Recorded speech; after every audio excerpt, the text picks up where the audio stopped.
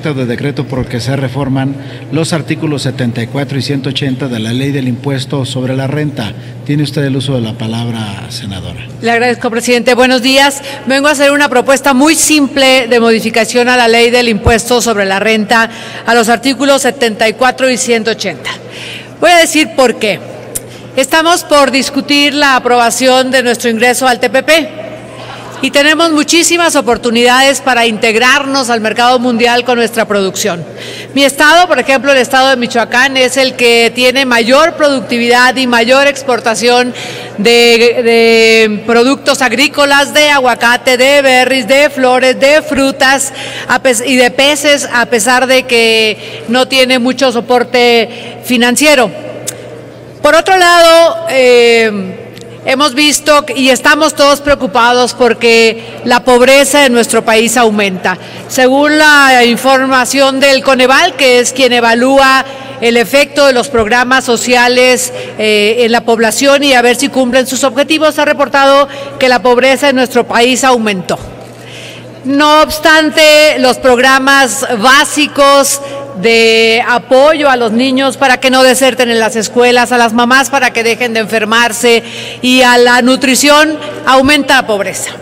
La Auditoría Superior de la Federación reportó, por ejemplo, que el programa o la estrategia de cruzada contra el hambre, apostada en 2014 con 160,000 millones de pesos, no ha tenido ningún efecto sobre la disminución de la desnutrición en 7 millones de familias. Hablando con el encargado de Coneval, nos decía que si el dólar subía, aumentaba la pobreza. Lo que quiere decir es que la pobreza depende más de la falta de ingresos propios de la familia que de los programas que subsidiariamente están atendiendo a las condiciones de carencias básicas en las personas y en los niños. Presumimos mucho, lo acabo de hacer yo, de nuestra capacidad de producción de los michoacanos y de los productores en nuestro país por su gran capacidad para producir y para exportar, pero por el otro lado tenemos un montón de pequeñísimos productores que no pasan del autoconsumo y que a pesar de que hay programas que les permiten proyectos productivos, como lo acaba de anunciar el presidente Peña Nieto, de 4,000 millones de pesos para 750,000 mujeres que trabajan en el campo, no pasan tampoco de que su proyecto de productivo funcione un año porque se rompe la cadena. El pequeño productor depende absolutamente del intermediario, depende absolutamente del precio que logran controlar los grandes productores sobre granos, sobre frutas, sobre hortalizas, sobre la producción agrícola, acuícola en nuestro país. ¿Qué es lo que pasa? Que el pequeño productor no tiene manera de financiarse, que lo único que puede hacer es producir un poquito y que el resto de cadena de valor le permite al que llega finalmente al consumidor a tener la mayor ganancia en la producción. Lo que estoy proponiendo en esta iniciativa es que haya la posibilidad de que pequeños productores se asocien y que tengan la posibilidad de generar toda la cadena de valor sin cambiar de régimen fiscal, porque de repente producen más y cambian absolutamente de régimen fiscal y se cae su posibilidad de entrar a un proceso de menos pobreza y de una producción sustentable. Lo que pretendo entonces es que ellos puedan mantenerse bajo el mismo esquema fiscal,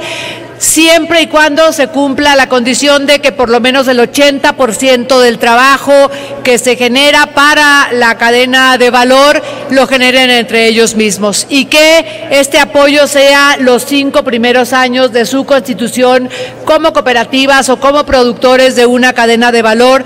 y para que en estos 5 años se fortalezcan y puedan después entrar ya a un régimen fiscal mayor. Con esta iniciativa creo que salimos ganando todos, el gobierno, los productores y la disminución de la pobreza, porque ellos entrarían en la formalidad y pagarían su impuesto y dentro de 5 años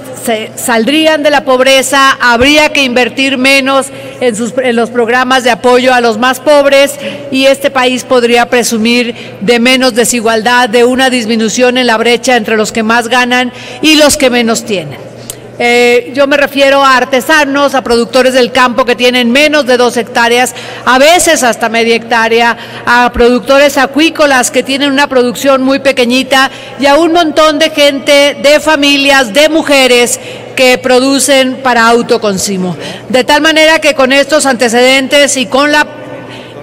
la motivación de que los pequeños productores se fortalezcan y salgan de la línea de pobreza, es que sugiero la reforma a los artículos 74 y 180 de la Ley del Impuesto sobre la Renta para quedar como sigue. Artículo 74, en su fracción tercera, un último párrafo que dice: cuando 2 o más personas a las que se refiere este artículo se integren en una sociedad para proveerse de insumos, para mejorar los procesos de beneficios, la producción conjunta, el transporte, el procesamiento, la comercialización y otras actividades de valor agregado, podrían trasladar durante los primeros 5 años de su constitución como persona moral al precio final de venta, menos los costos de las actividades referidas, a sus socios, manteniendo el régimen fiscal expresado por este artículo, siempre y cuando al menos el 80% del total de insumos agrícolas, pesqueros, pecuarios o artesanales sean producidos por las personas asociadas. Artículo 180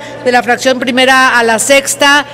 queda igual, y al final a las sociedades a las que hace referencia el artículo 74 de esta ley no les serán aplicables las guías sobre precios de transferencia para las empresas multinacionales y las administraciones fiscales aprobadas por el Consejo de la Organización para la Cooperación y el Desarrollo Económico de 1995 o aquellas que la sustituyan. Transitorios, el presente decreto entrará en vigor el día siguiente de su publicación y se derogan las disposiciones que se opongan. Es cuanto, señor presidente. Muchas gracias, distinguida senadora. Se lo recibo con todo gusto, lo cual le apreciamos. Por tanto, túrnese a la Cámara de los Diputados y la iniciativa presentada por la senadora